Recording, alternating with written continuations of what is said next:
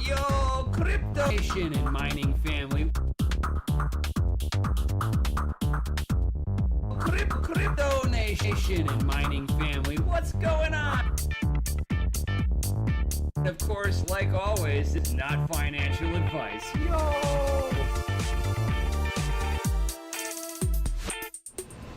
Yo, crypto nation and mining family. What's going on out there, guys? So it looks like I've got another awesome little episode going on today. I will be doing some more FPGA repair. So unfortunately, I had one that failed on me. I got that one right up over here. So the other day, the pool that I was mining on was having an issue, so I went to go reboot the rig, reload it up because the miner got stuck, just kind of looping around on a failed stratum.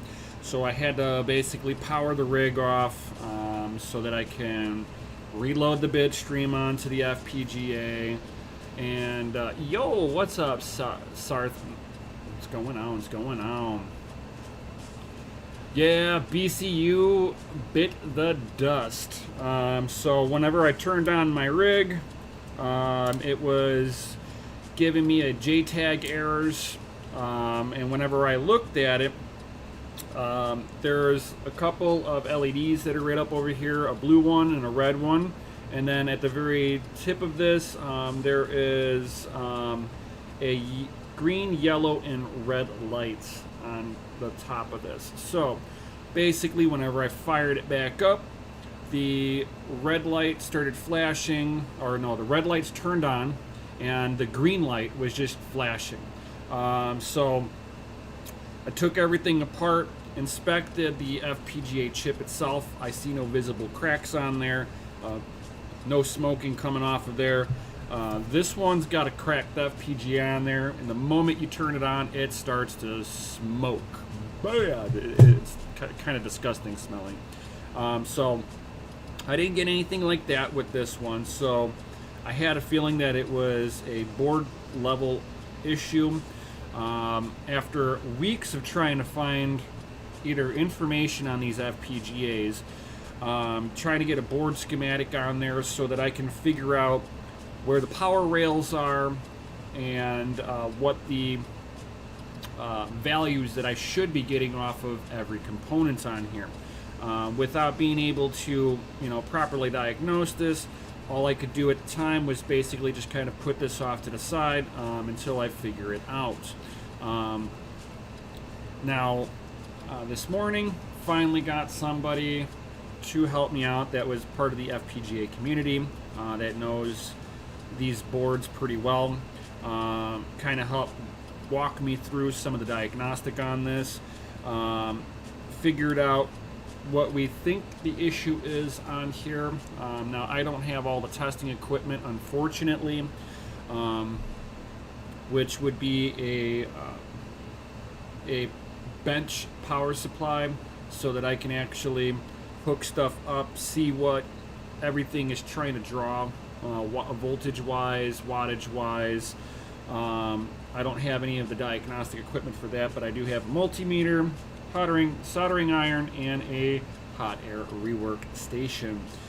So he walked me through some of the tests on this one. I'm having a feeling that it's the same issue that was on the one that I bought, because it's doing the same thing. Red light turns on, green light's flashing. So I'm going to assume that these two have the same issues.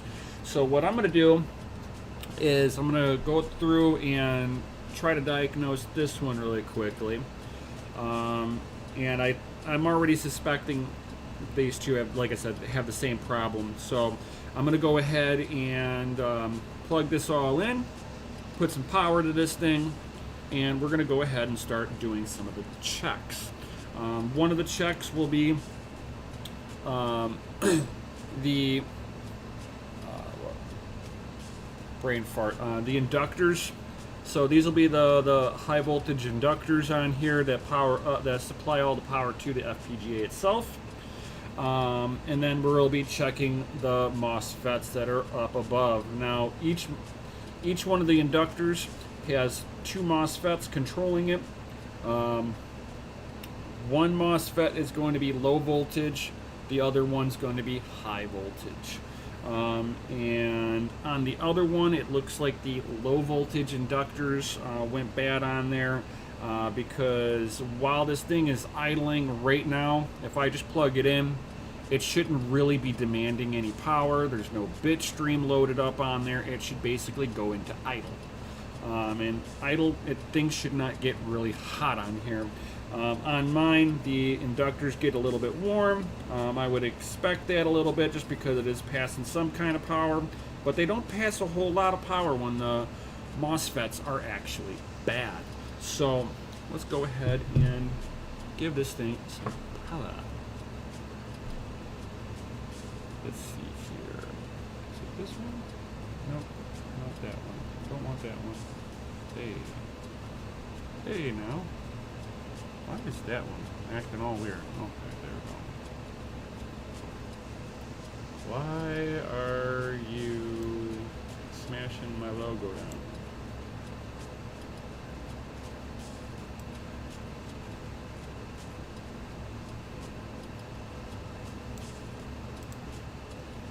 I have no idea why the Smash logo is trying to go off.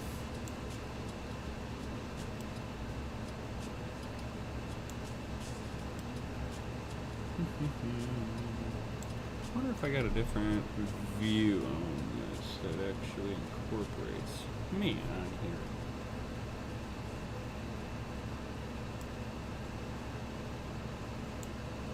Nope. Alright. It's like, aye, smash that like. Yes, yes, yes. So let's go ahead and dive right on into this.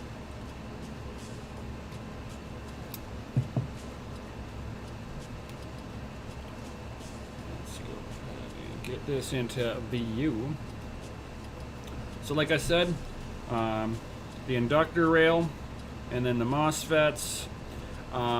This is, let's see here, I forget. So this is the MSP 432 chip, the BMC.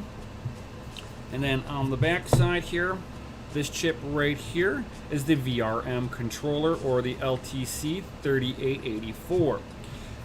So we're going to go ahead and check a few little areas here. So we need to apply some power. Now, I've just got my server power supply sitting right next to me. It's just enough to be able to turn components on. So let's go ahead. Plug that in. Plug it in, plug it in. And turn on, oops, let me get my probes for this. Alright, so we're also going to need a good place for ground. Now, the QS, what is it? The QSFP cages are a great ground. So these cages are grounded. So I will be using my ground lead and putting it right onto this, just so that you guys know where I'm grounding. And let's go ahead and apply some power.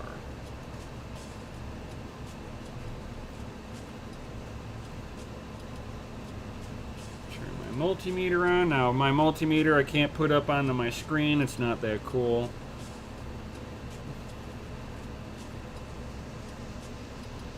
So I've got 8.7, 8.7, 8.7, or 8.7, 8.7, and 8.7. So these two do not have the same issue on them.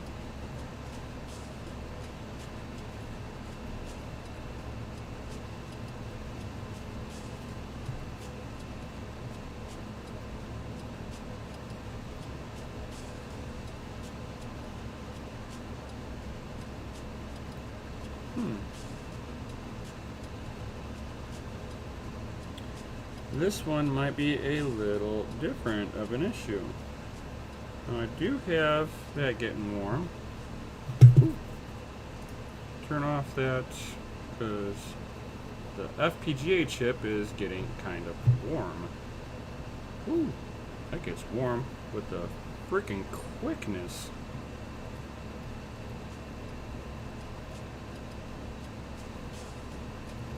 So now I know these, the MOSFETs on here are actually good. That is interesting. Interesting for sure. So I will have to do some more digging around on you to figure out why you decide to just utterly get blazing hot. The FPGA chip on this one seems to be good. I mean, the chipset itself, I don't see any cracks in it, so I mean, I don't think that the chips has an issue. At least I hope so. This one might have an entirely different problem. So I will have to probably do some more digging around on you. I was hoping it was going to be an easier issue. Because my other one...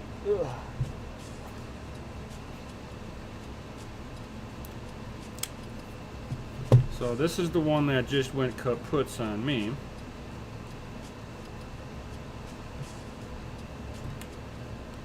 And if I power this one up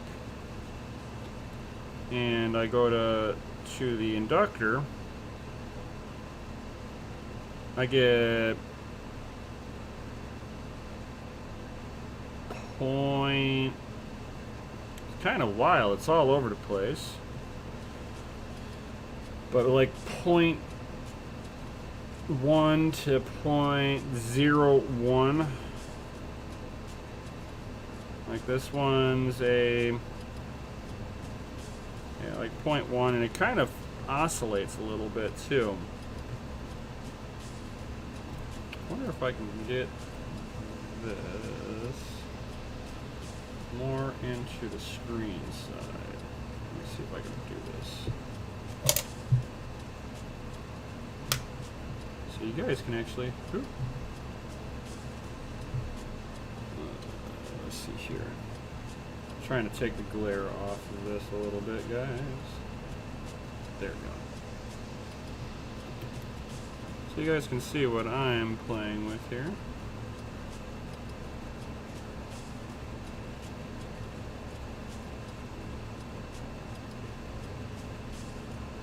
See how it's like kind of cycling around, like it wants to power up here, but it's just unable to really do it. It's like stuck at 0.01.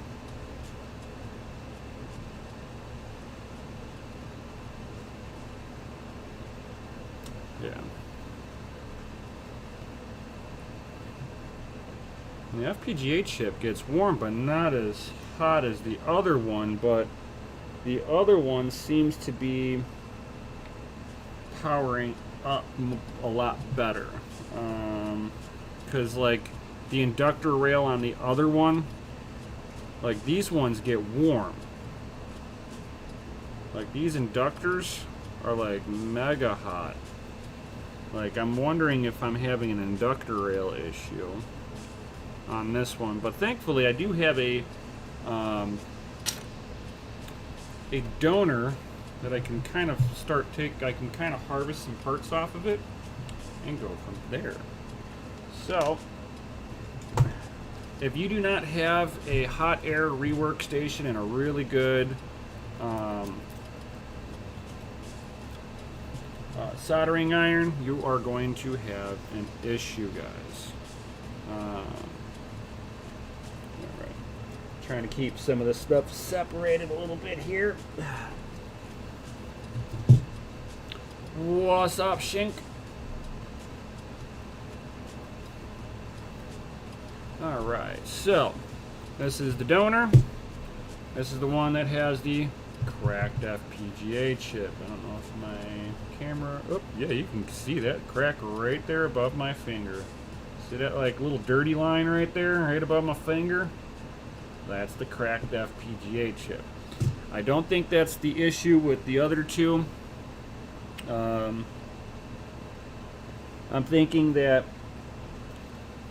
this one that I knew was already broken, this one's definitely got a component level issue on here, but I might need to get a diagnostic cable for this, just so that I can get better data to pull off of this thing.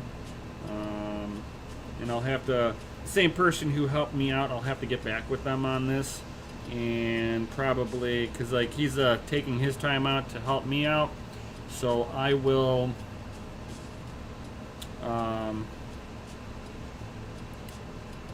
I'll definitely probably have to hit him up, pay him a couple of bucks to kind of help walk me through the repair the rest of the way on this, and go from there. Anytime that you're trying to learn something new, sometimes it's going to cost you a couple of bucks just to learn. These little DIMM slots, they don't get utilized at all. I've got I have the RAM sitting right up here. I don't even utilize them really. The RAM on this is just too slow. So that's some of the reasons why nobody really uses them. You don't even need to buy a BCU with the RAM in there. I did just because I wanted to have a complete set, and I wanted to kind of test stuff out, but I haven't found anything that uses the RAM in any way, shape, or form. Yo, what's up, Crypto McGill? So the first thing we're going to do is I want to take off one of these MOSFETs off of here, and I'm going to assume that the chip went bad on it and the rest of the PCB is fine. At least that's what I'm going to hope on, that this is a good parts board. So we're going to go ahead and I'm going to take off one of these MOSFETs, and then I'm going to see if I can actually test it out. Just because, let's see here, do I have it? Oop. Okay. I'm like all big on here. Oh, I remember. I was doing some stuff. And I can kind of pull myself out of the way. Just like that. It's perfect. Alright, cool. So, as you can see, I've been sitting here doing some research, trying to figure out how it is that I can test out the VRMs on this. I can probably even test out the voltage output on these. That's, you know, I didn't even think about that. I can probably do that. Let me go ahead, and I'm gonna take the one that just burnt up on me here, and I kind of want to see if I can test the MOSFETs while they're on the board still. I have no idea what the output voltage is on it, but we shall find out.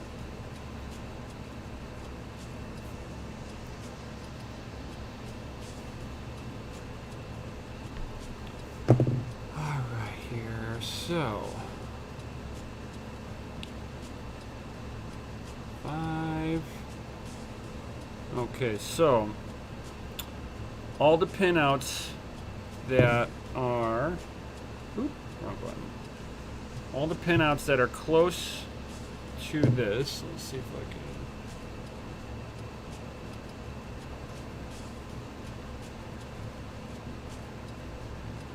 can. Alright, so this actually works pretty good. So all of these pinouts are drainage, so that's going to be going to the inductors. Then you have source power on the first three. So this one, and this one are going to be the source voltage, and then this last one is going to be for the gate on the MOSFET to pass the power to the drainage side. So let's see if we get any kind of power inputs on this.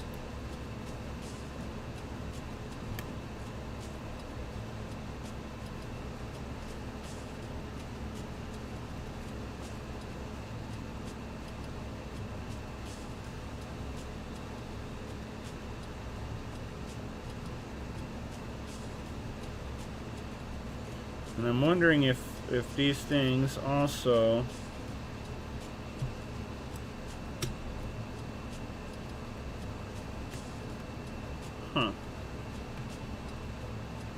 I get like no power on this stuff.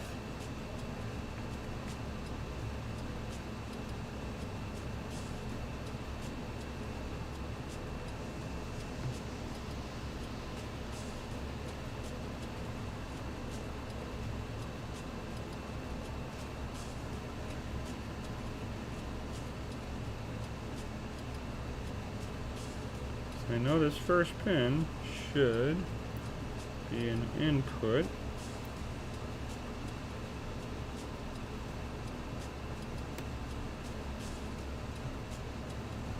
Alright, so I'm hoping I'm getting input on this. Yo, thank you, Bitcoin Jake, for at least showing up, my man. And you know what?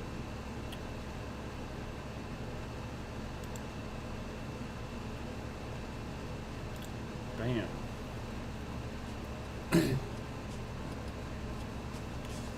Because Bitcoin Jake is awesome. You can have one of those moderator roles.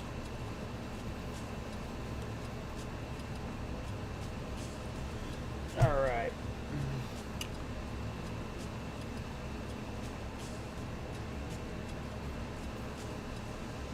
I wonder if I even turn the fucking power on here.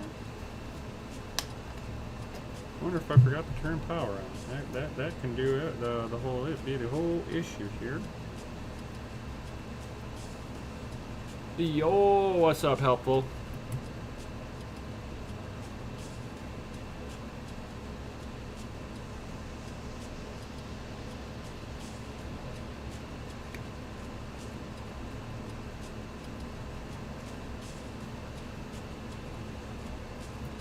Man, somebody gave me a dislike already? Really? Damn. I got a dislike. Wow. Whoever disliked me, they also watched. So I'll give them that. But that's funny. Yeah, they must not like FPGAs. That's so true.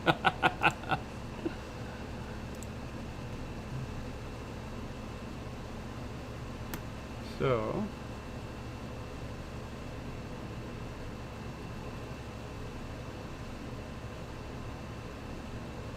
yeah, I'm getting like a little power voltage off of it, but not a whole lot. It's like 0.01, but it like kind of comes and goes. Now, if there's no demand and no flow of power, that'll do it too. So we're gonna go ahead, and I'm gonna go ahead and I'm gonna rob. Yeah, sucker. All right.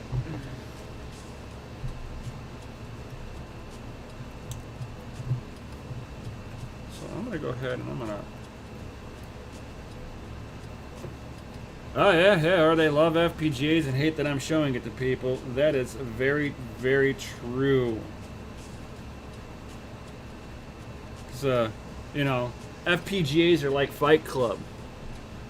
You know, first rule about Fight Club is you don't talk about Fight Club, right? All right. So.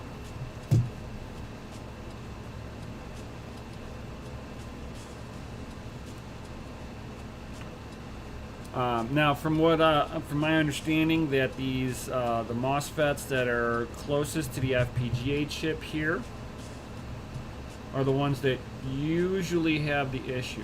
Oh wow, you can almost see that crack right there. See that crack? Ooh, that's a gnarly crack.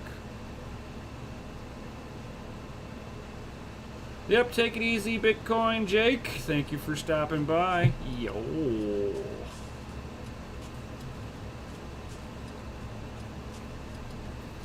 All right, so on my board, the BCM MSP 432 chip doesn't get hot, and then the VRM controller right here does not get hot either.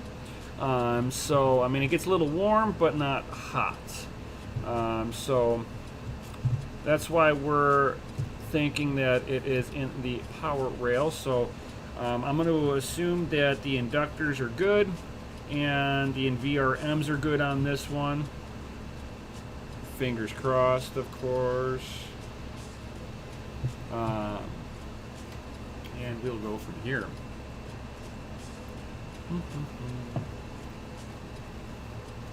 Yo, Cryptomotive! What's up? You're on the road. Nice. Alright, so let's get down and dirty. I'm going to start from the cooler side of the board, so we're going to go after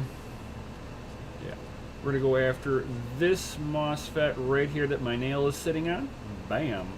So the first thing that we do is we put just a you know what? I need to pick up that. I want to get this little washer up out of the way because I'm going to be applying some heat here, guys.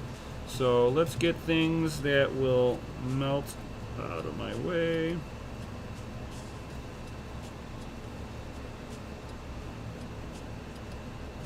All right.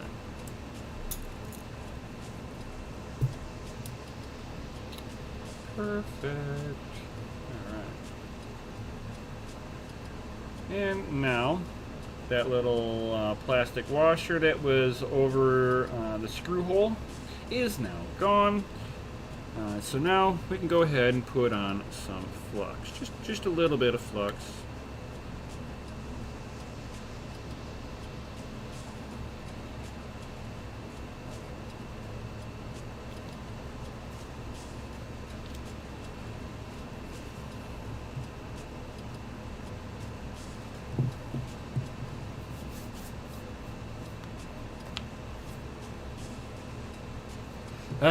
Keeping an eye out on the red and blue lights. Yeah. Hopefully you're on hands-free while you're driving. I'm just saying. And don't be texting and chit-chatting while you're driving either. No bueno. So let me go ahead and pull out my tweezers here. And let's get to work. Now, the reason that you don't want to, most people won't be able to do the board level repairs on this, is that these PCBs are made to absorb massive amounts of heat. It's just kind of how most PCBs are, is that some of the cooling, majority of the cooling will come from a cooling fin stack, but a lot of people don't realize that the PCB itself, especially since these are 10-layer PCBs, will also draw heat away too from the bottom side. So a lot of times with these boards, you got to apply a good amount of heat in order to get any of the components off of here. I did think about popping this thing into the oven for a little bit, but then I was like, nah, we're going to see how it works this way. Alright, let's get the... Oop, wrong one. Got to get used to the camera.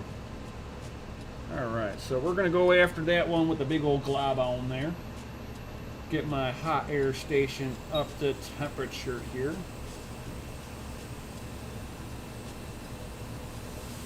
Now I don't just go after, first thing I do is I kind of just start pre-warming it, and now I'm holding it a good distance away. And what I'm doing is I'm like slowly warming up the PCB here. So let me get my hot air station just a little closer to me. This way I can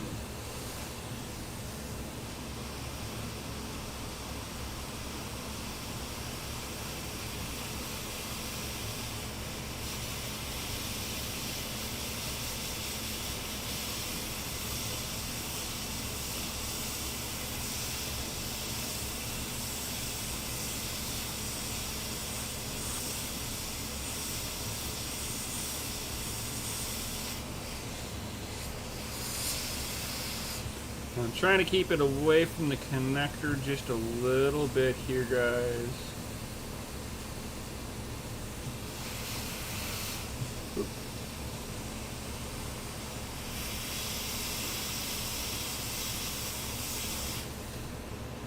And I've started warming that up, and I can probably give it a little bit more of this awesomeness right here.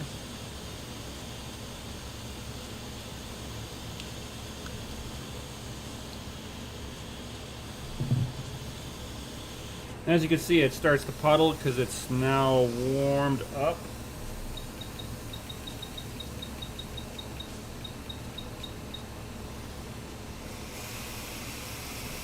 Turning down the fan on it just a little bit here.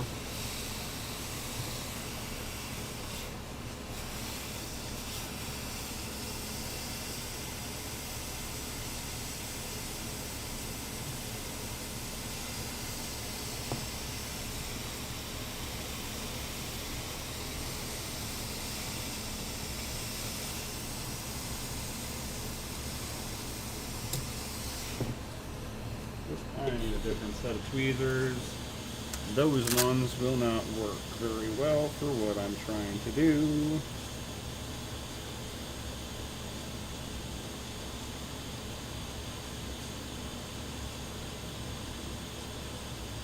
There we go. That'll work a lot better.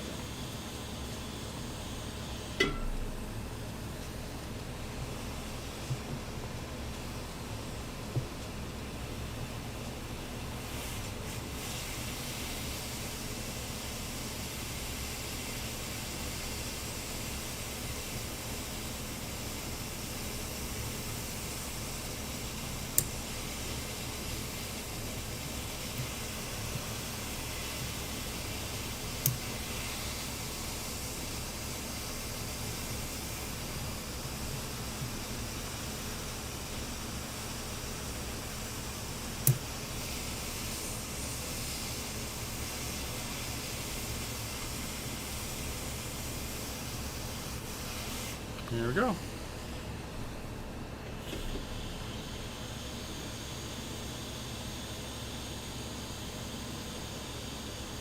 All right.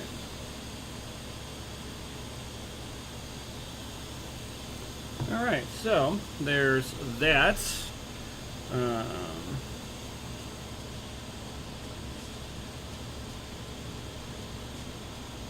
So as you can see there's a really nice pad there. I'm going to go ahead, I'm going to clean this pad up. This way you guys can kind of see what's underneath here.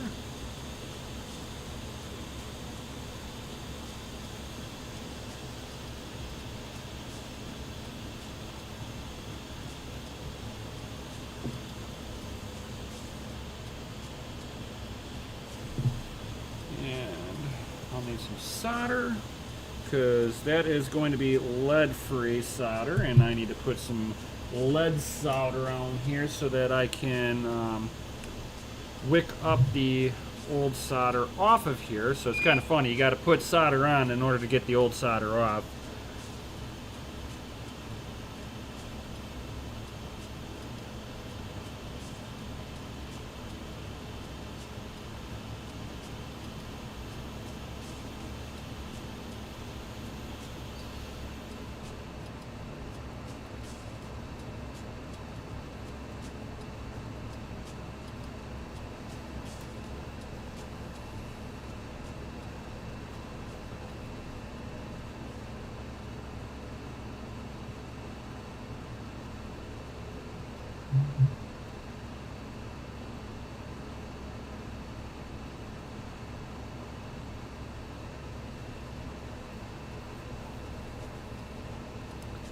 Now I'll be able to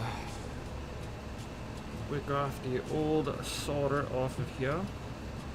Oh, you know what? I forgot my wire cutters out in the garage. Yay me!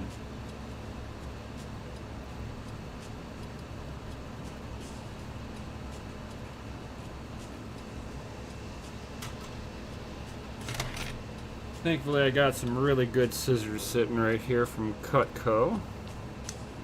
And these solder wick is really not much to it.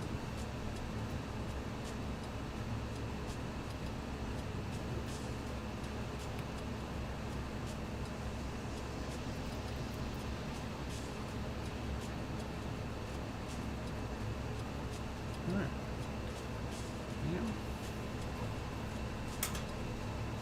Yeah. All right, so, and of course, I also forgot to grab some alcohol to be able to clean off the old solder, the old flux off of it. Hold on one second, guys.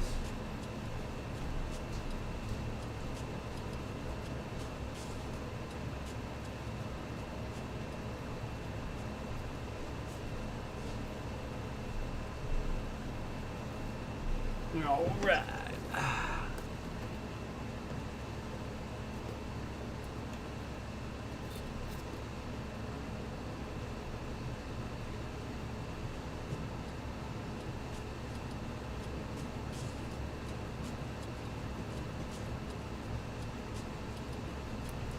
All right, cool.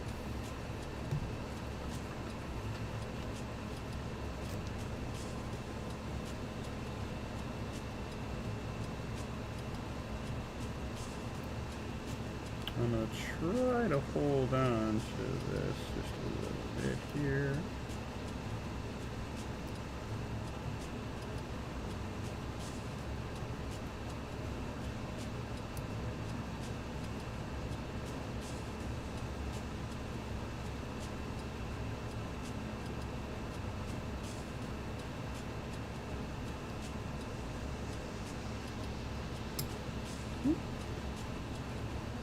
I want to kind of clean off the, let's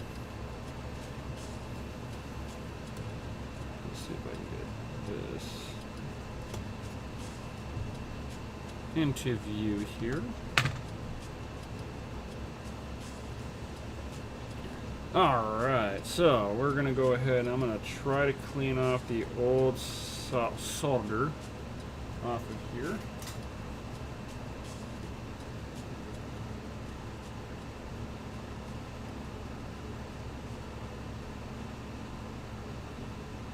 Hey. No burning.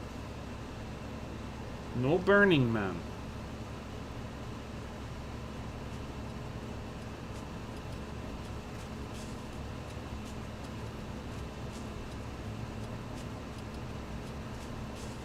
There you go. Ooh, little warm.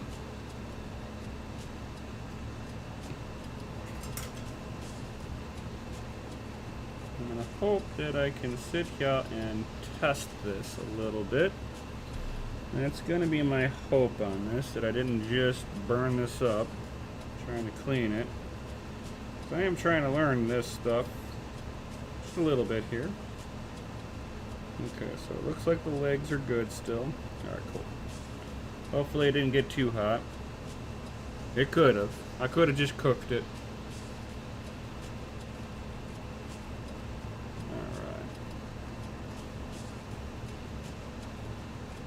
Wrong way. Trying to get you centered in here. Still trying to get used to my camera here. So first thing I will do is we're going to ohms test this bad boy.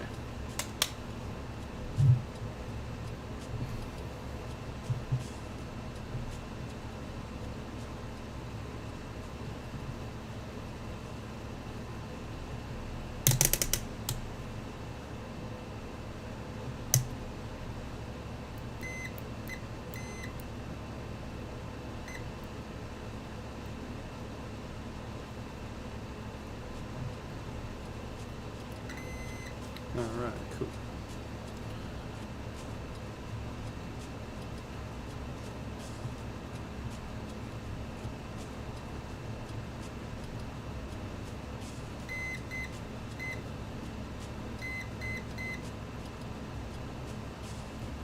All right, so with the logic gate not opening or closing on there, I'm not sure if that is a grounded gate.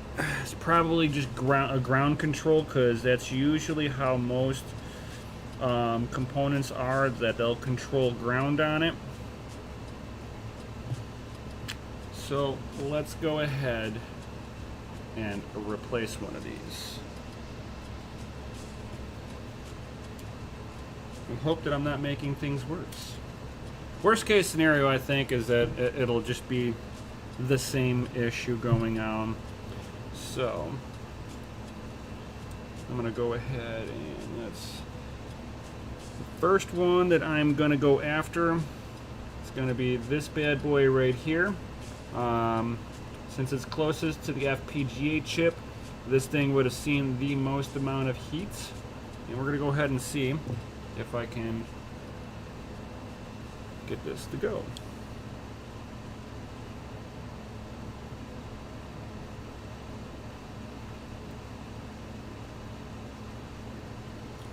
Put a small amount of flux on there.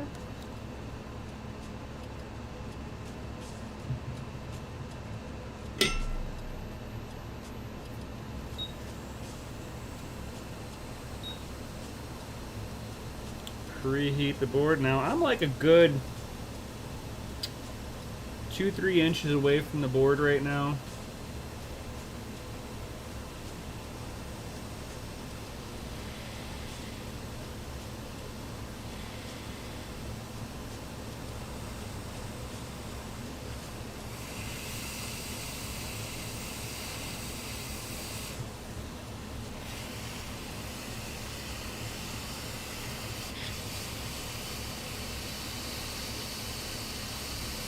Kind of pre-warm it a little bit, and then you can kind of get up onto it.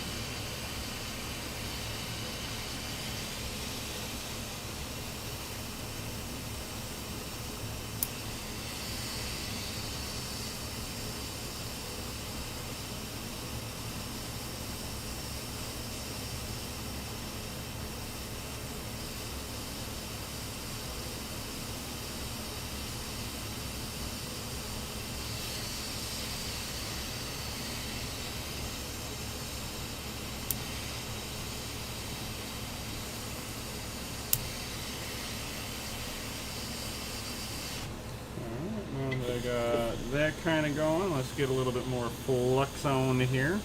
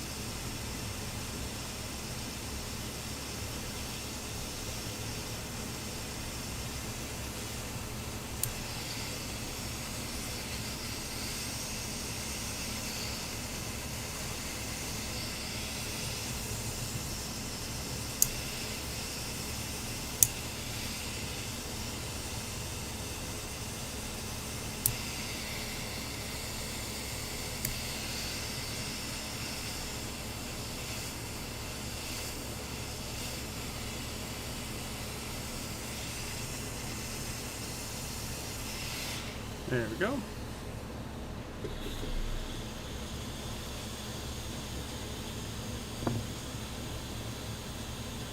And of course, I gotta solder up the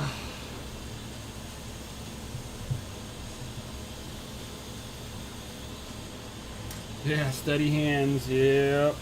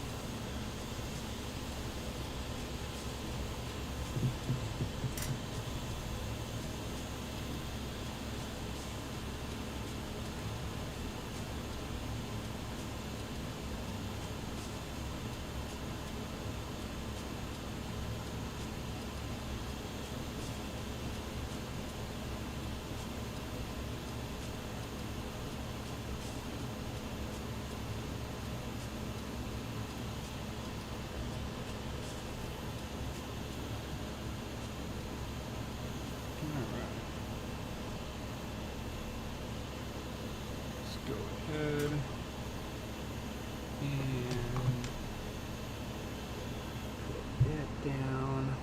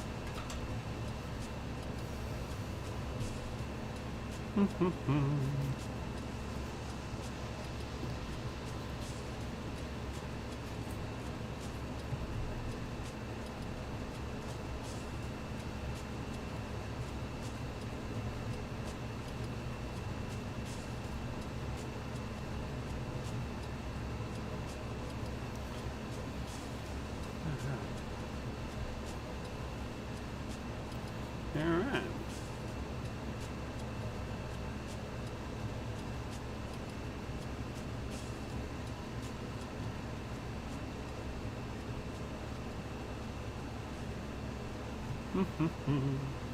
Okay, so now let's go ahead and put a little bit of solder back onto this now that I've cleaned off the nasty stuff.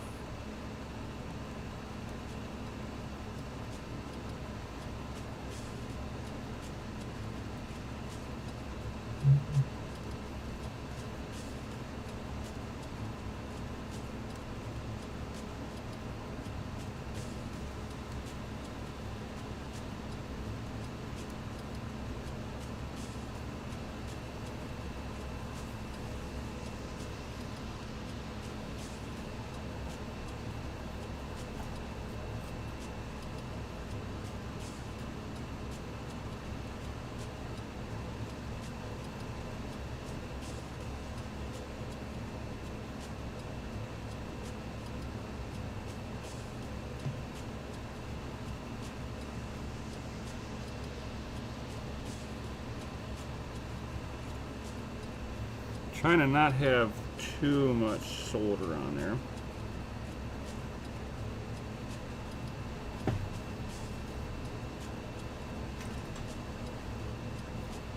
Right. Now, let's go ahead and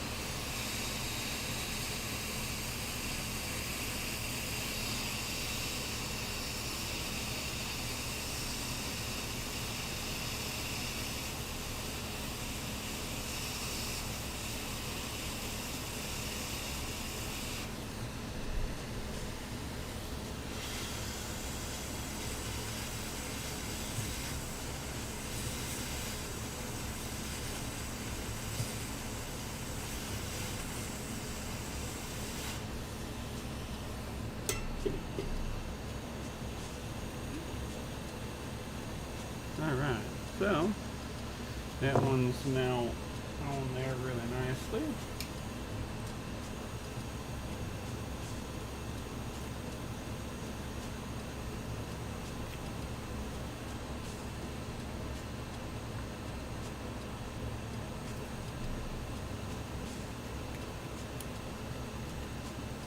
Change out my soldering iron tip real quick.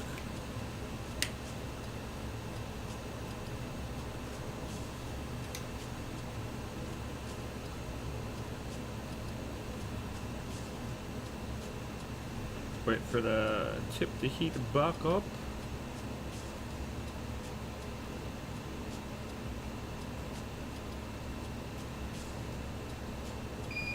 All right.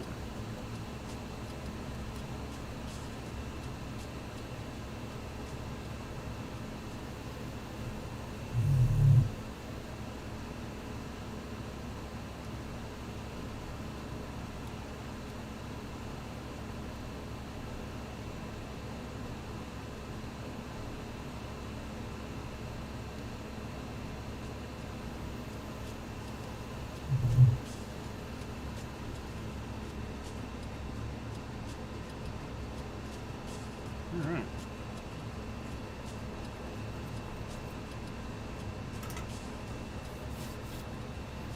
Now those look like healthy solder balls.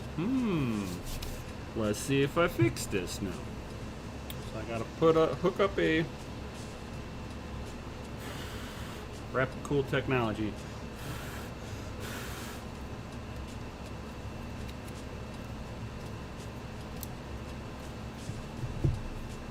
Alright.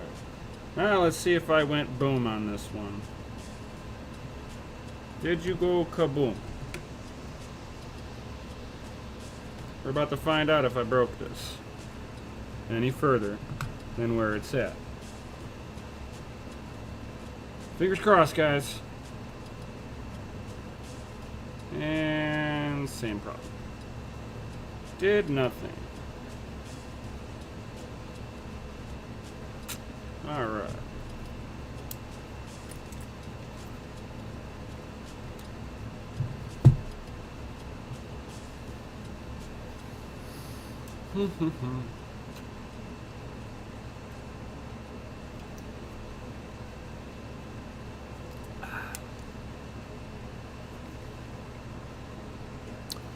Now I have no idea if the MOSFETs that I'm pulling off my donor are good or not. That FPGA could have broke the MOSFETs on this one, so I have no idea if I'm doing any good or not, but we're gonna try another one.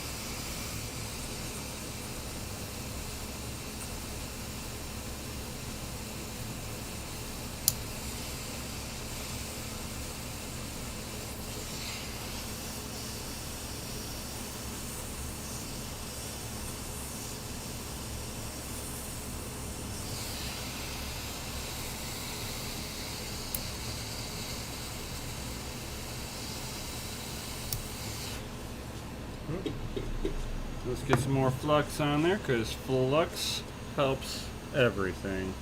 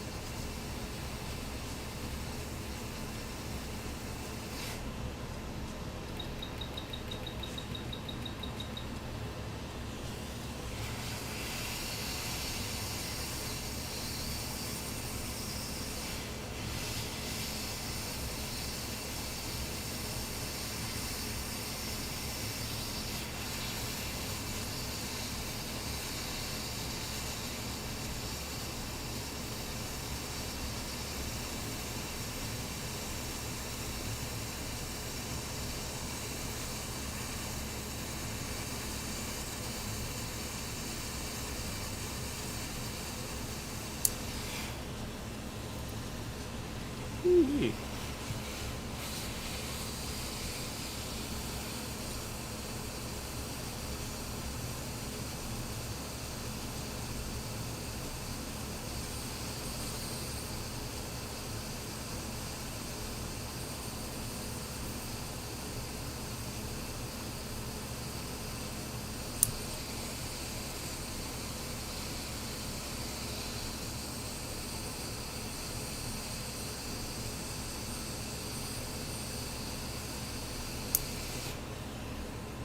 Damn. That second one doesn't want to come off. First one was easy.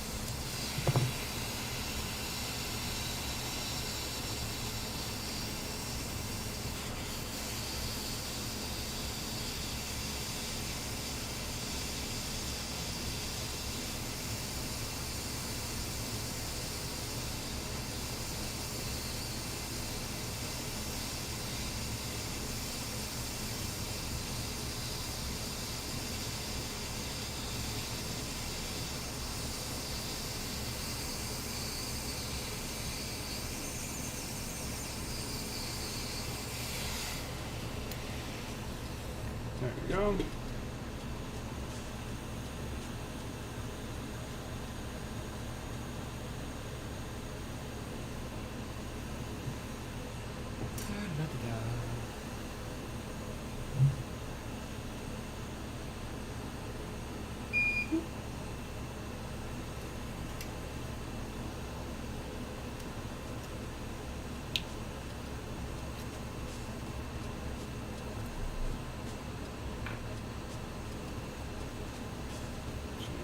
Tips again.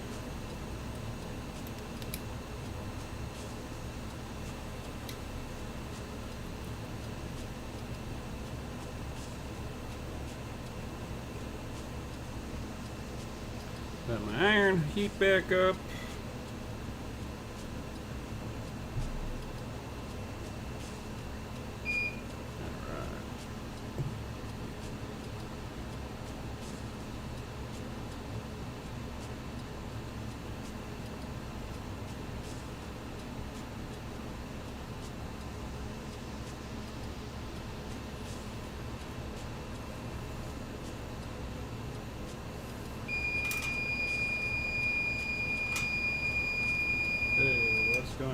think the tip fell out.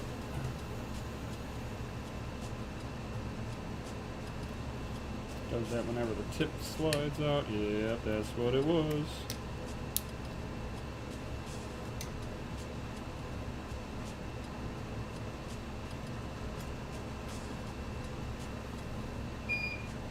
Alright. Tip slid out. Hacko does not like it when the tip's not in all the way. It's like, nope, I'm not going to be happy with what you're trying to do here.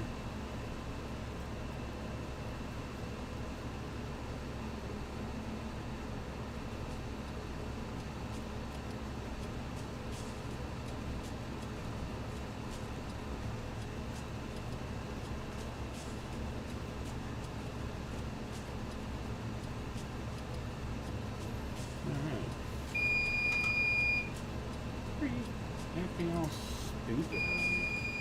There we go.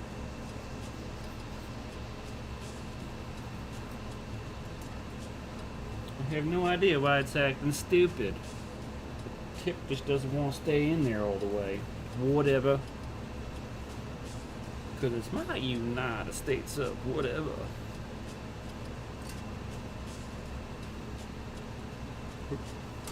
Get a little bit of that flux down.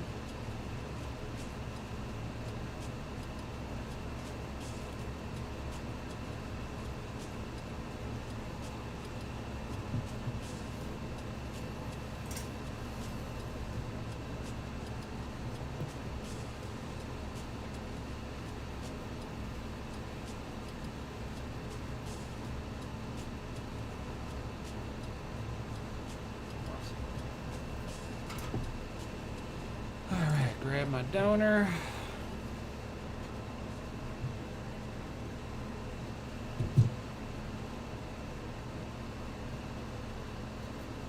Let's get a generous amount of flux on here.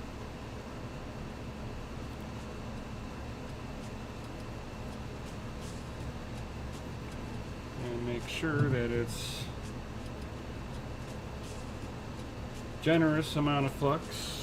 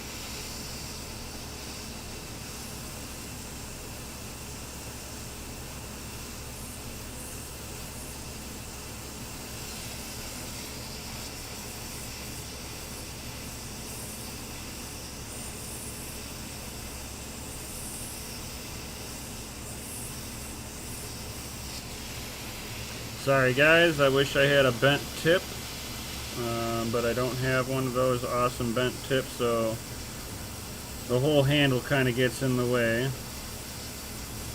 of your viewing pleasure.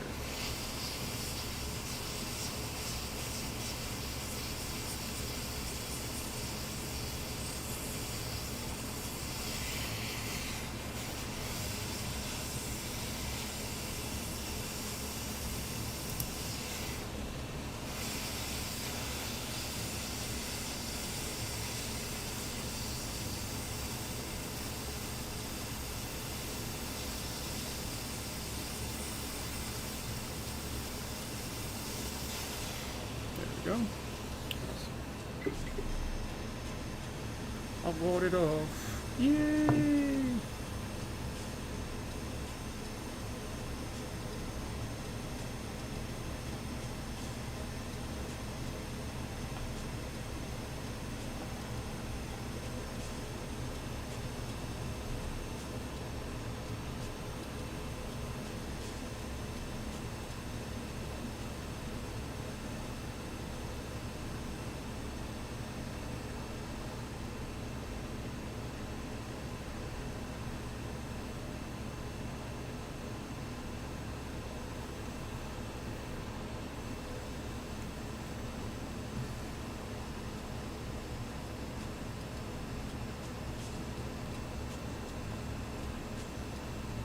Make sure I got plenty of flux on there.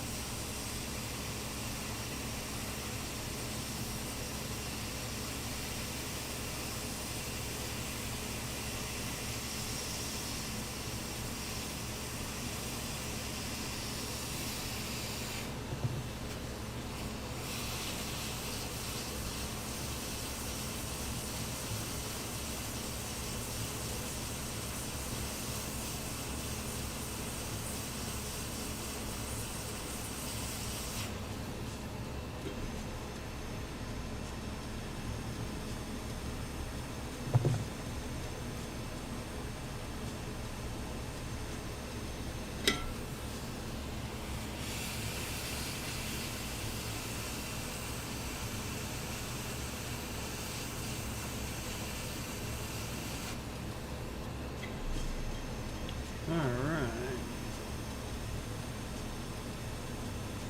And as you can see, I got some extra little solder balls that came out the ends. That's fine. A-okay with me. So we'll go ahead and run over these to make some really nice clean joints in here.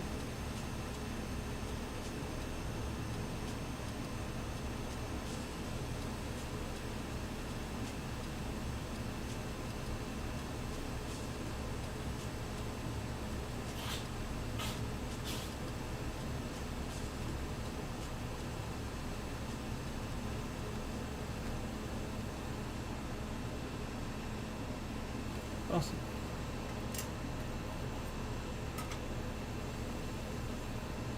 Now those are some beautiful solder joints. Alright. Well, let's see if you turn on now.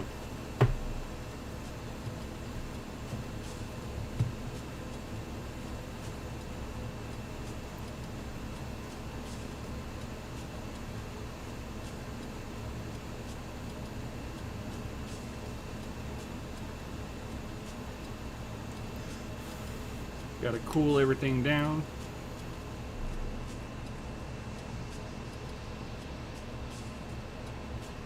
For sure, helpful. Take it easy. Go get learned up.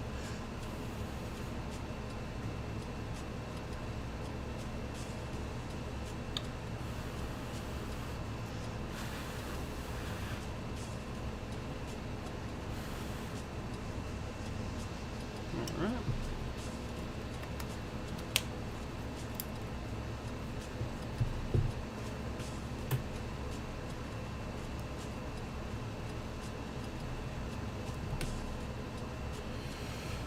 Oh, come on, please, just turn on. Yo, what's up, Travis? Just doing some FPGA repairs, or attempting it before I throw in the towel and send it to Toll for them to repair it, because I don't have enough experience with this stuff and I'm a bit of a novice at doing board level repairs. I haven't done it since I was in junior high, really, so. And that's a definite nope.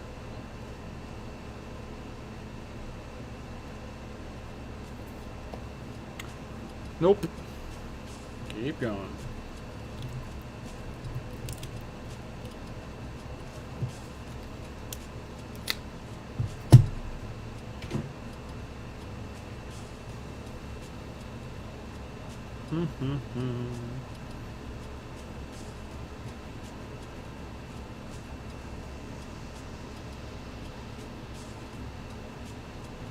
All right. Let's go to the next one. Like I said, I have no idea if any of the parts that I'm putting on are good. I've got no way to tell. So I might even be very well be putting on bad parts right back onto this. Like I said, I got no way of knowing. Alright, so our next culprit is, I'm going to go to this one next. We're going to go ahead and lift this one up. I'm kind of hoping that I'll get it. So otherwise I got to send it in for repair.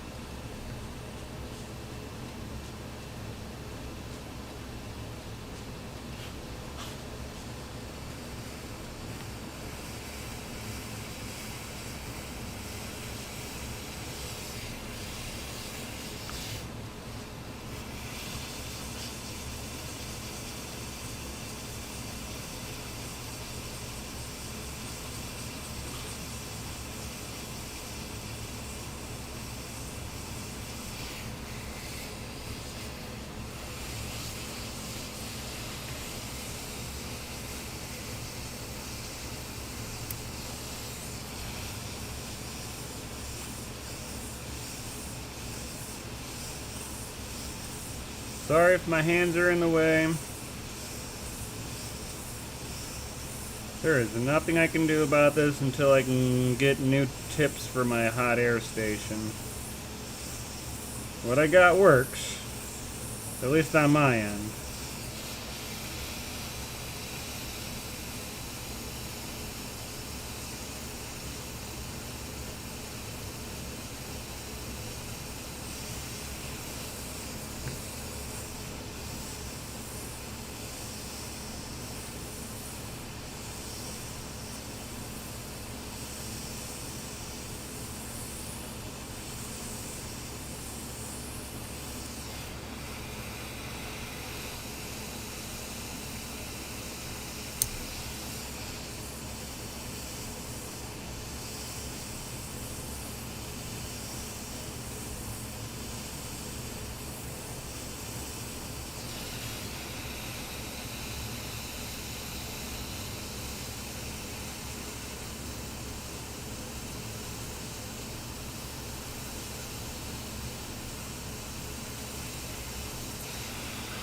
Gotcha. Kind of getting it a little bit faster now.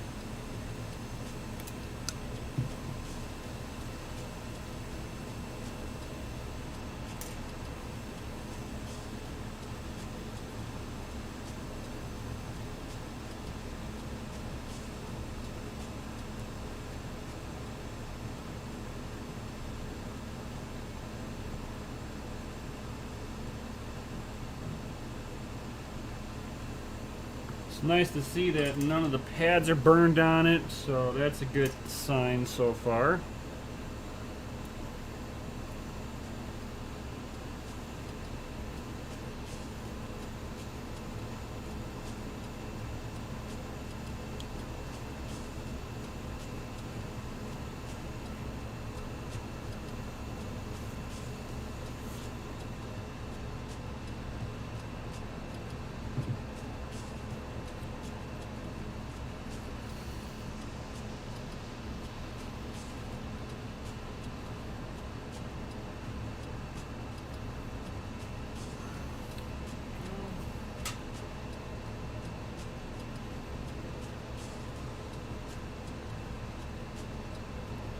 I have no idea what's too much for these.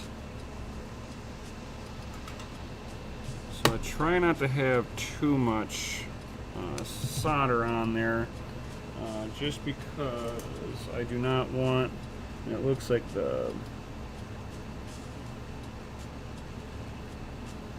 alright, that looks better. It looked like it just had just a pinch too much on there. Now that looks better. Yeah. So, okay, let's go back to the downer board. And let's lift up another one of these. Yo.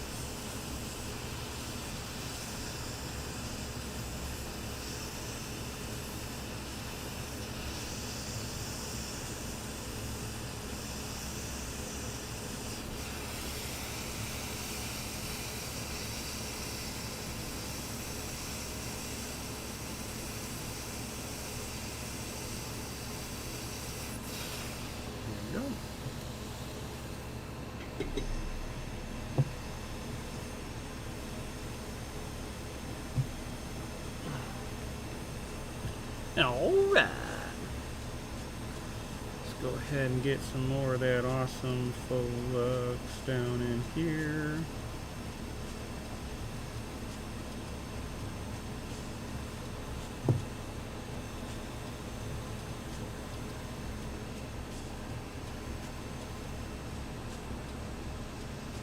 Sure I got the right orientation on you.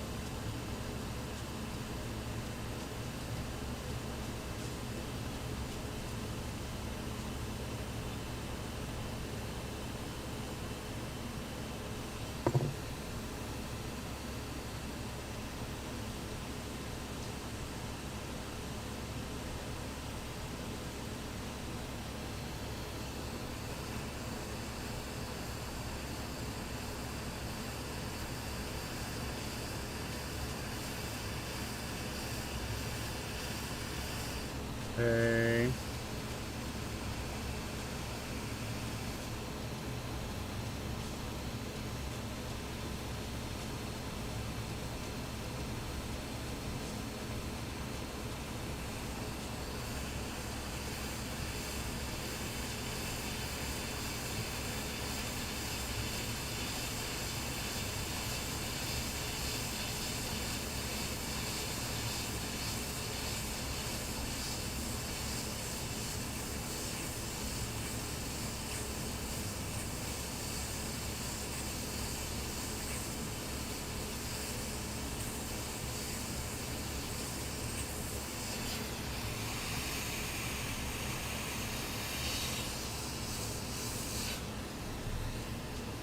Let it cool down for a moment.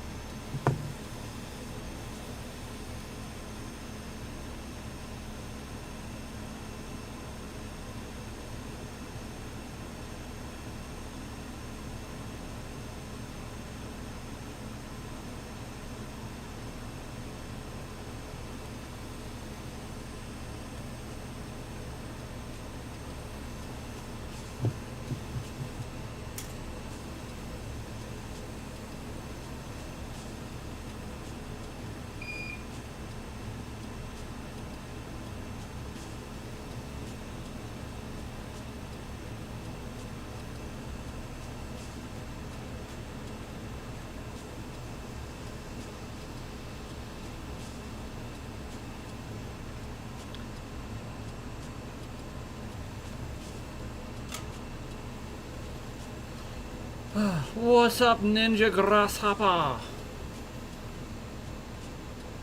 Just doing some component repairs.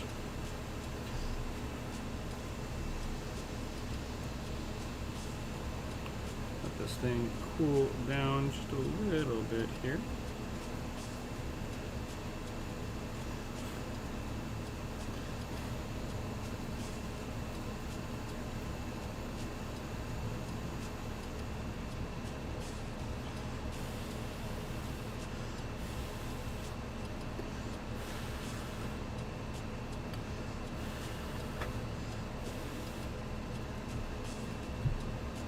All right, let's see if it turns on.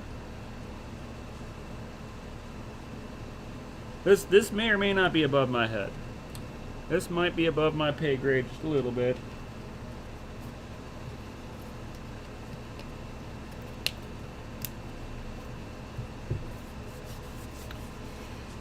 Fingers crossed. Fingers crossed.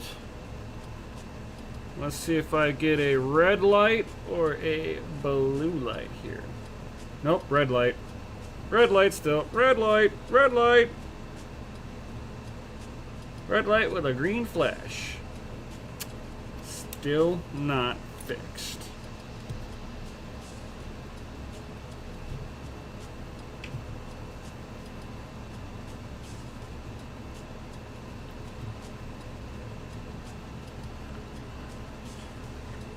Got 3 of them, 3 from the top, 1, 2, 3. So this one will be the next one. Right here. So, what's up, what's up, what's up? So, going through and replacing MOSFETs. So, the next one that we're going to go after will be this one. Considering that my power inductor rail is not getting any power to it, either that one of the inductors is actually shorted out. So it's either going to be between these bad boys or one of the MOSFETs. I'm hoping it's one of the MOS. Well, it doesn't really matter. I've got all the components for this stuff, so.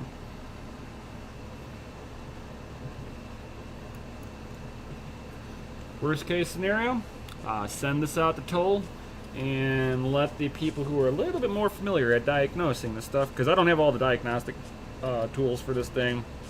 There's like a dongle that I can get my hands on. What is it? The DC1613A. I can plug that into the board and actually give me more diagnostic on here, but unfortunately, I don't have that. I'm kind of running blind in the dark trying to hunt stuff down with my multimeter, and we're going to see how good this is.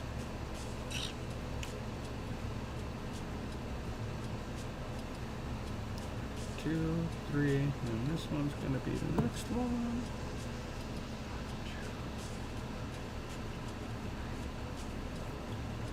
4.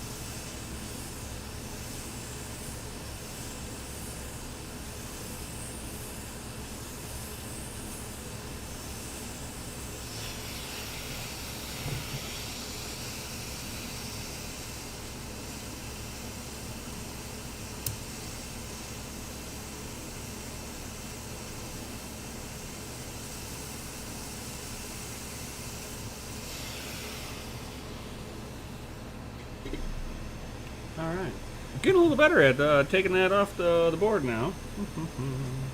It's getting easier, that's for sure.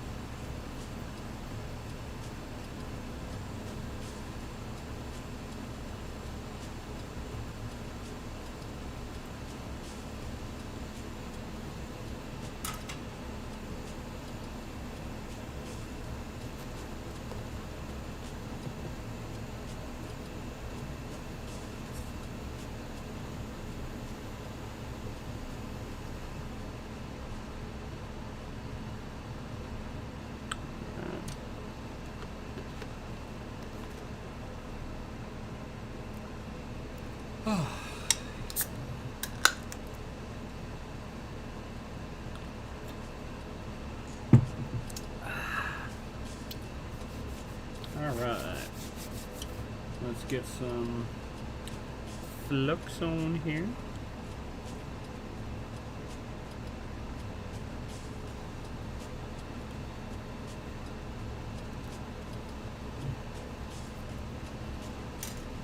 Let's lay down some fresh solder.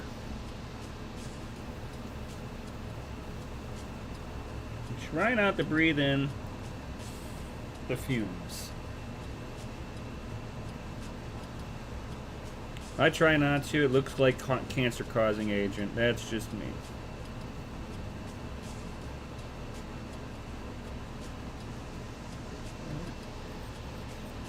Looks good. Now let's go get the donor. Let's rip one of these other pads up off of it.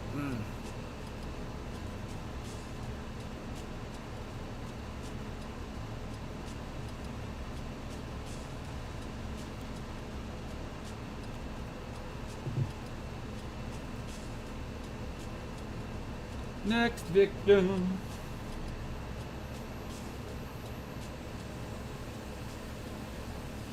Whenever you've got your hot air station, if you guys ever have one, don't just turn off your hot air station. Let it cool down.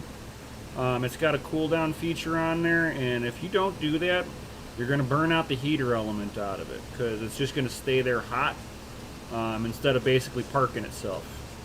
You want it to park.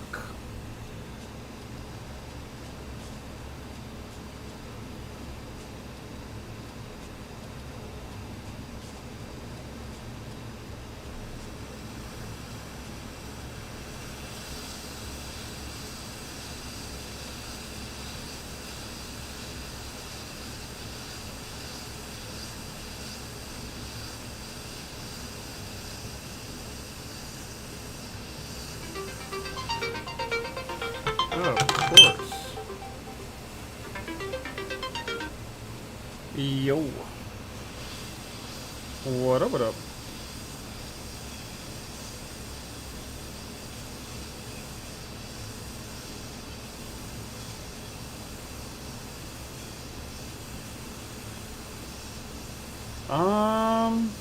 Yeah, I'm just finishing up one thing, and, yeah, I'd be down.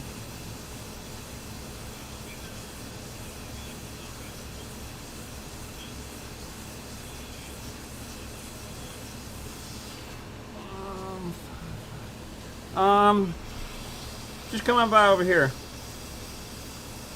Alright. Alright. Oh.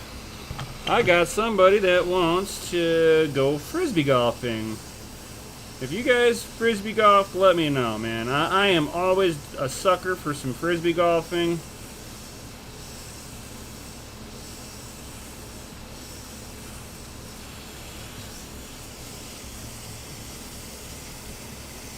I love me some frisbee golf, I'm just saying. Come on. You're like right there.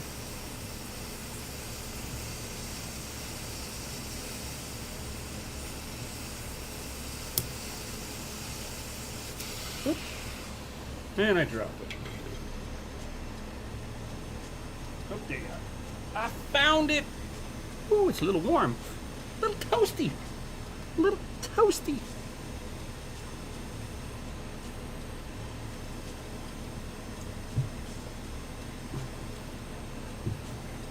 So hopefully I can get this thing up and running here very shortly, otherwise there'll be a part 2 of this.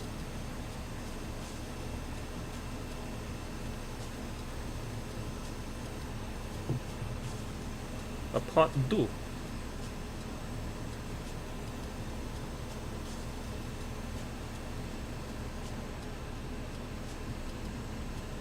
Make sure I got the right orientation on you.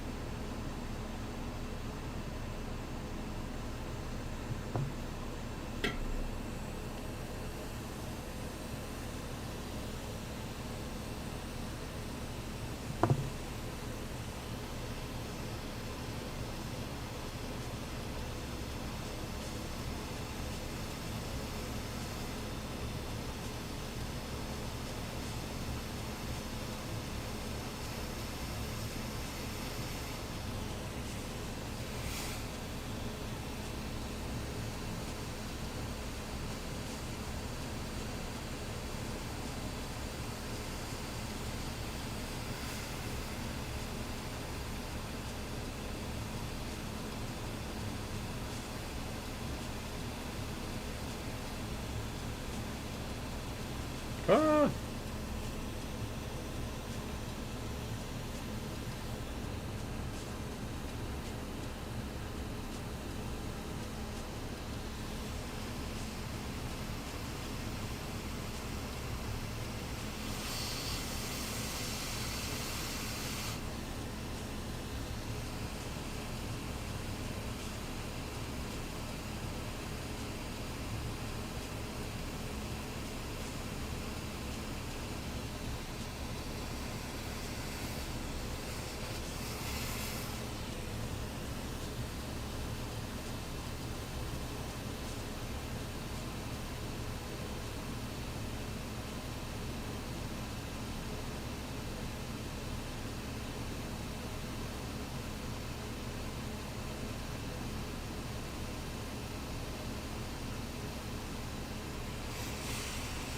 Ah!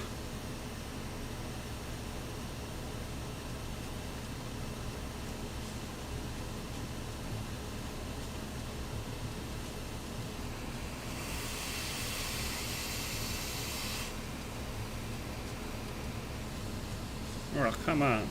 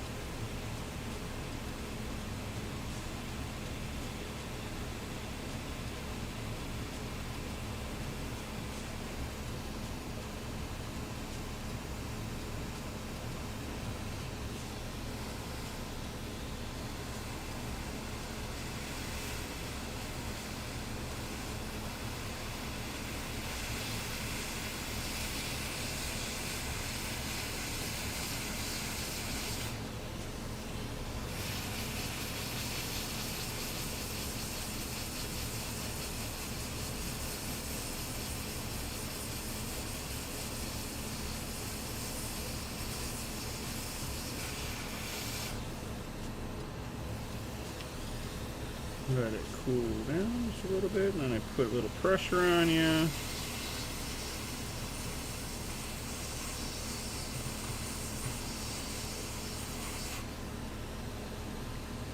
And voila.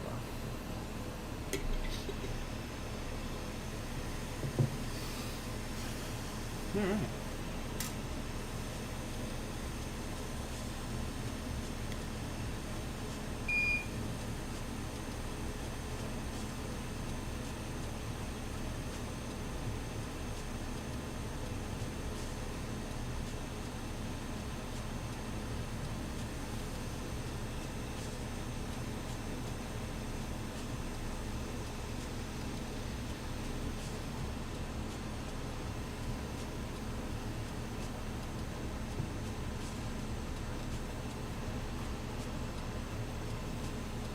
Ooh.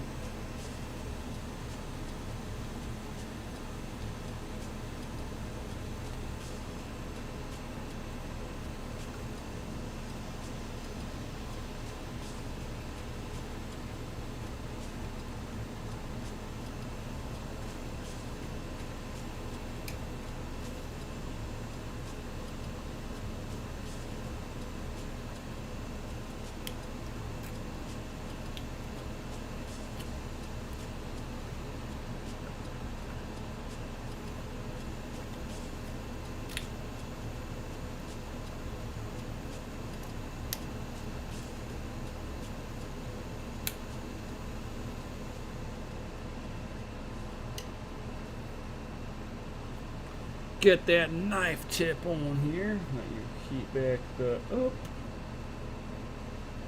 Beep. Beep. Come on.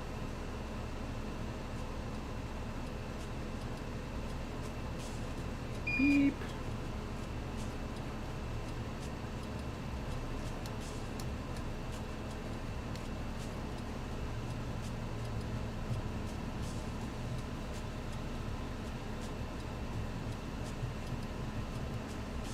There we go. That looks like healthy solder joints on there. Perfect.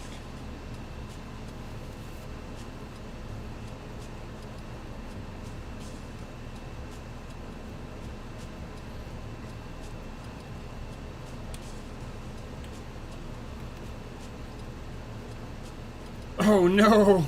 Your internet went out. Oh no! That means you're on your phone right now and you are not mining. Tisk tisk. Stupid cable company. Not letting you have internet. And it's still broken.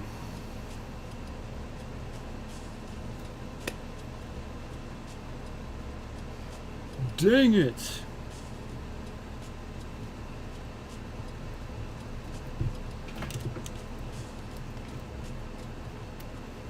Probably got enough time to do one more before my buddy comes by.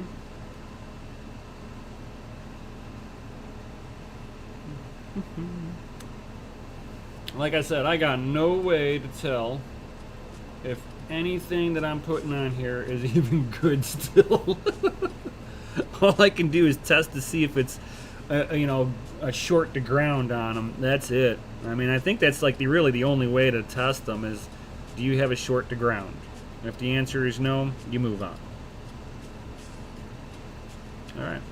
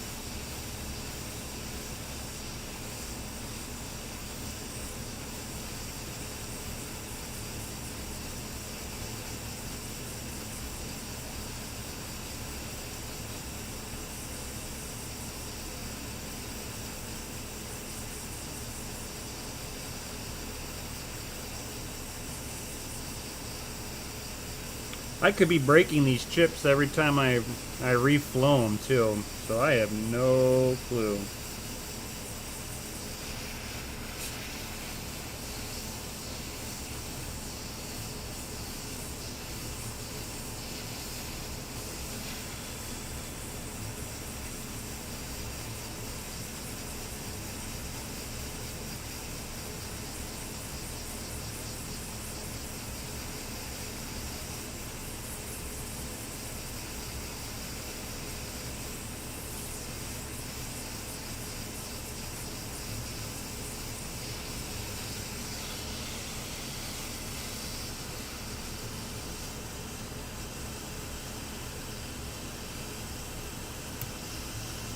I got one solder ball popping.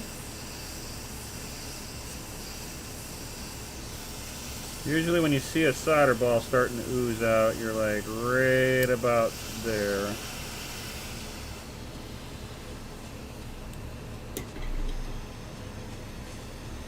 Getting a little faster at this, guys. Yo.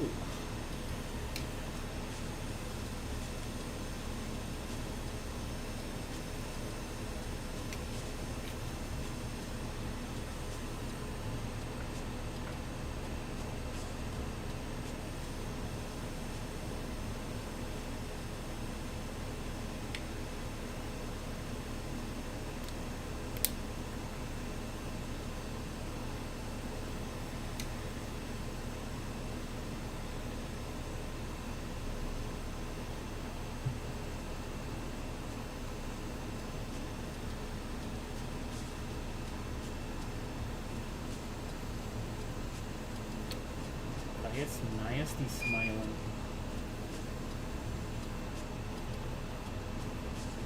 There you go.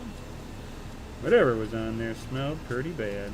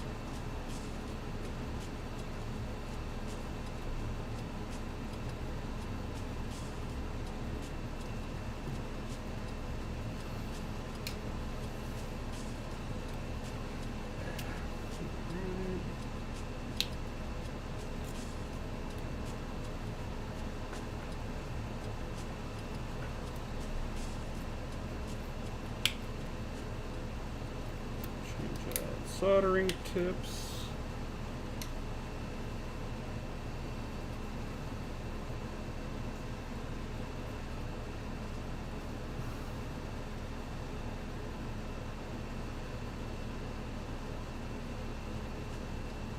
Come on, beep, beep. There we go.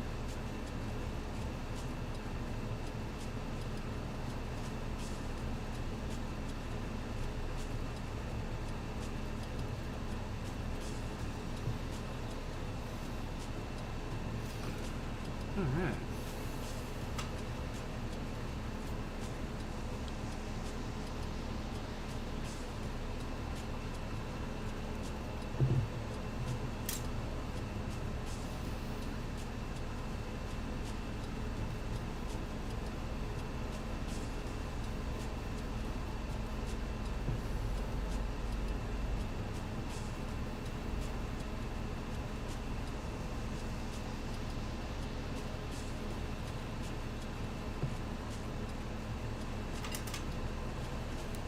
Phew.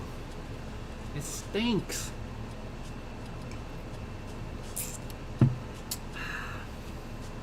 Alright. Let's go to donor board.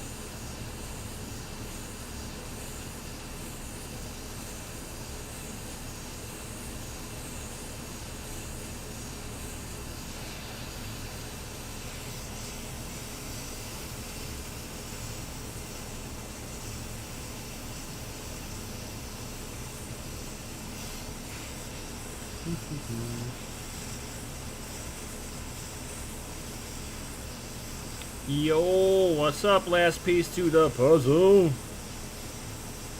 Just doing some FPGA board repair.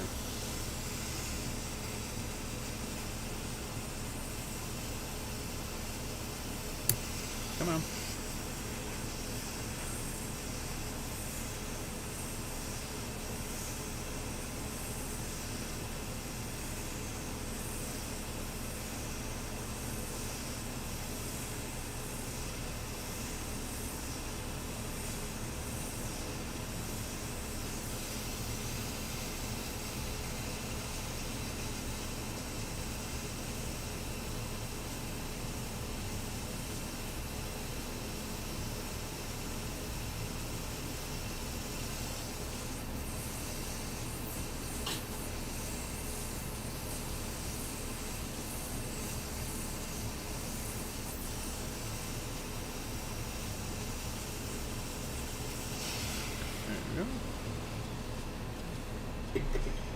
Well, bam! As you can see, I'm getting a little faster at this, like assembly line status now.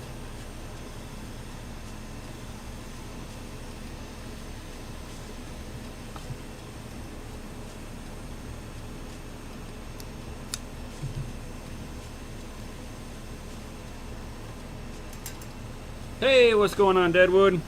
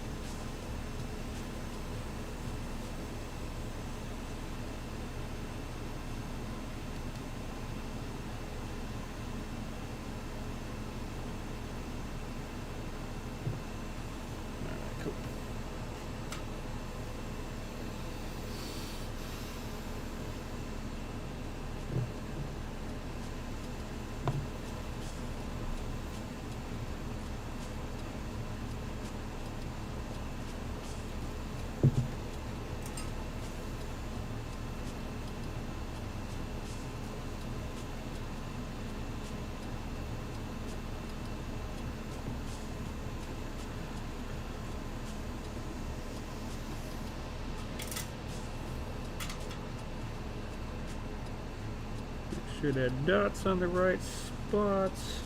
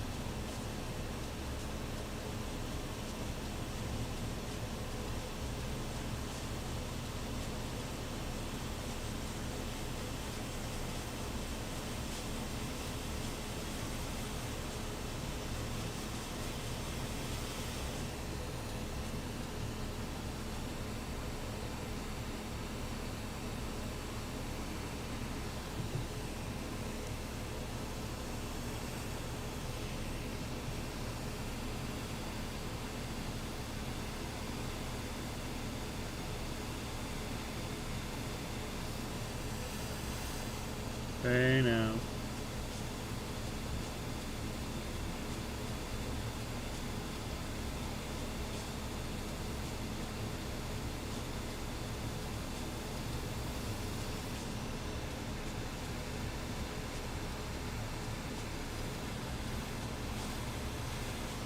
Hey. Stay in your home. What, are you too good for your home here?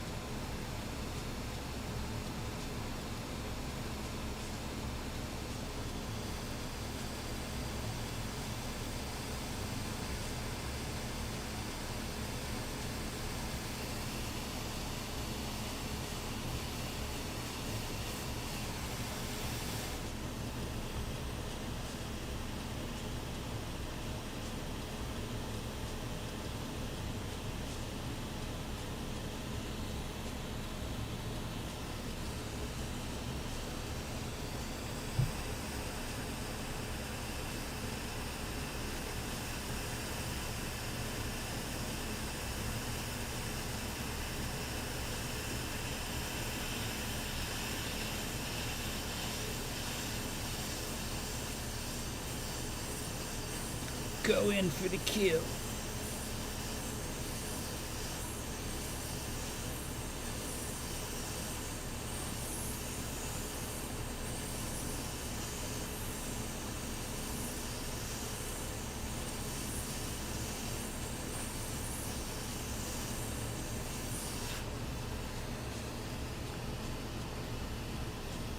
And then since I got it planted, now I'm going to press down and heat it.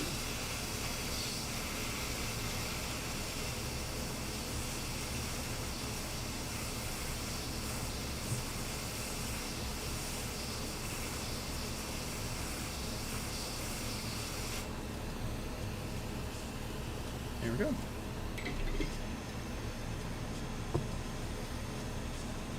Awesome.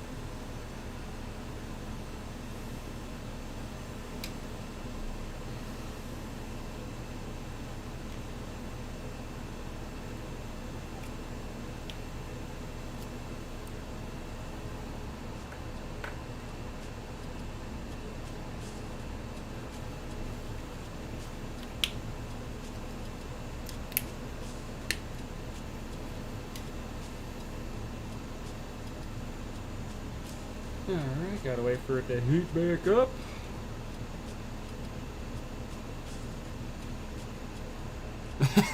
Without F-bombs.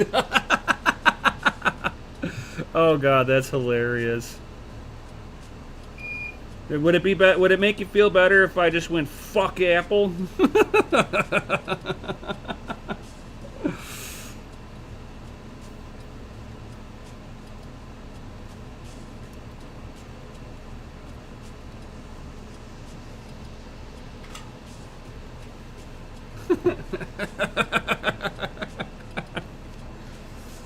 Ah. Ah, now I feel complete, yes. No problem, Deadwood. Don't delay. Buy today.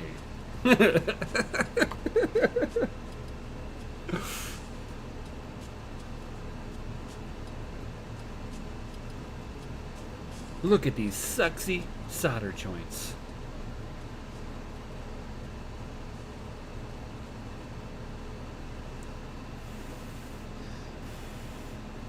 Alright. Warm this up. Just now that I got the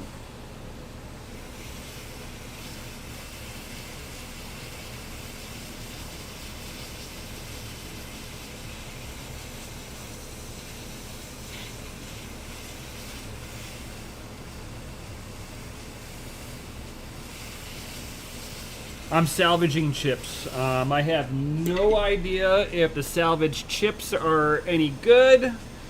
If this doesn't work, I'll probably have to try to order up some new ones. This way I can know for certain that I'm putting on good components on here. But I've got my other FPGA that has a cracked chip on it, and I'm assuming that the PCB is okay, but the the FPGA chip itself just committed suicide. So let's see here. Now I got my buddy coming by because he wants to do some frisbee golfing, and I told him I am down, and I got but a couple of minutes to basically wrap this up. He should be here any moment. Let's see if we get a whiff of smoke or some green lights. Let's find out. Nope.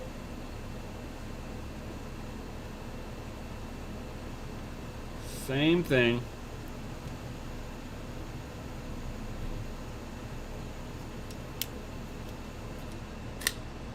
I'm gonna have to figure out a way to be able to test this, but I have no idea realistically how to diagnose one of these bad boys other than, you know, looking for continuity. But these are basically on off switches for power, and I have no idea if they're good still. So,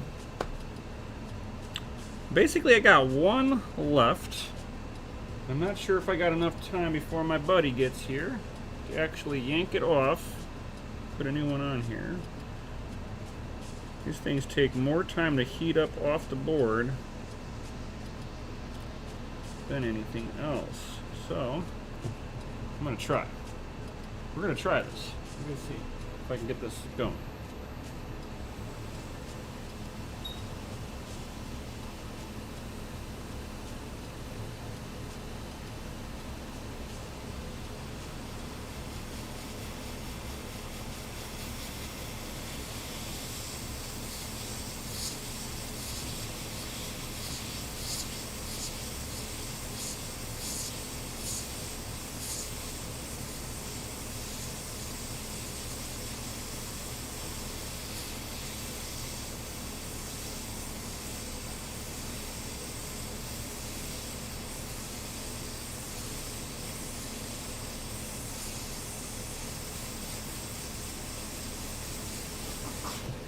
Oh, my home dog is here. Hold on 1 second, people.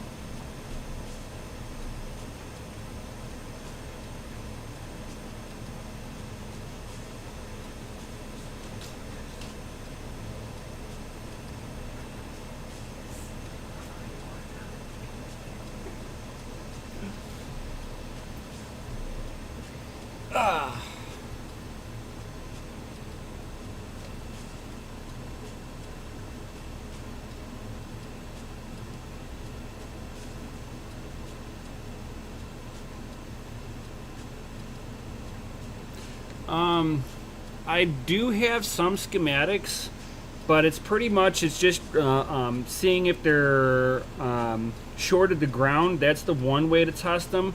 The problem that I have is that they're basically an on-off switch. So whenever you're testing that, I've got no way to test the on-off switch aspect of it. So there is that. And like I said, guys, my buddy is here. We are going to be doing some frisbee golfing. I hope you guys like frisbee golfing, because it's something that I actually like doing. Yeah, so without power to be able to flip the switch, I've got no way to do any of that. So I'd have to be able to apply power to the inside, ground the actual switch to close it, and then see if it passes power through. These are small little switches, so I'm sure it's really easy to burn them out, and I'm thinking that's what's gone wrong on this FPGA. So I'll be sitting there and replacing this last one probably a little bit later on tonight. If it doesn't turn on, I'm gonna go ahead and order up a bunch of these new and hope that I can get it functioning.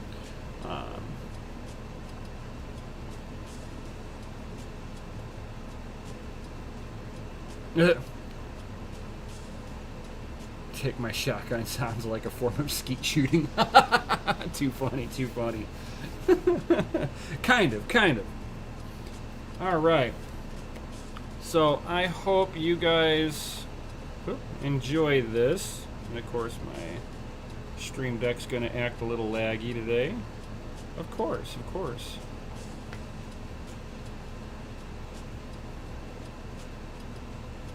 Let's see how long it takes for my... There we go.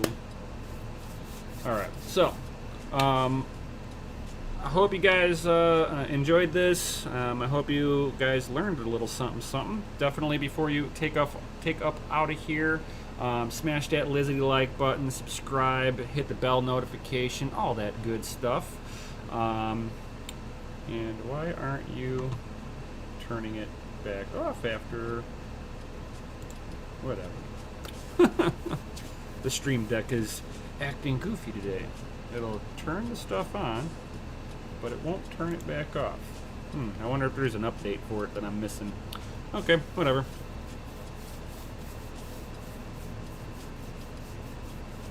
It's like you don't have to yell pull. Have a great day. Don't double bogey. Yo. So, alright guys, well, definitely... I'll see you guys a little bit later on tonight on DCA Adventure, where the whole gang will be sitting there chit-chatting, all that good stuff, you know, all the shenanigans for Friday nights. Definitely check us out over there. And without any further ado, I'm going to take off out here, and I'm going to enjoy the last little few minutes of sunlight that we have here with a round of frisbee golf. Yo. So I'll definitely catch you all on the next one. Peace.